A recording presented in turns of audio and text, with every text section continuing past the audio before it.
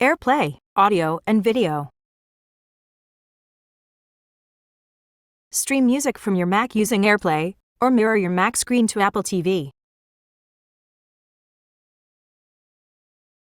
Tap on one of the items in the list to initiate mirroring, and tap again to end it.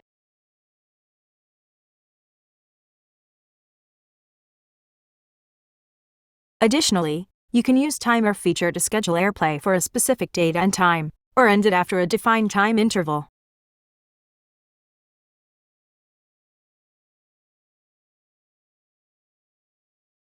Use More tab, Scheduled Actions page to monitor and cancel pending actions.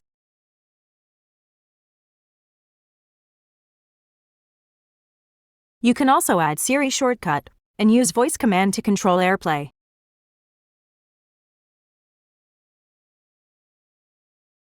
Manage Siri shortcuts from the app settings.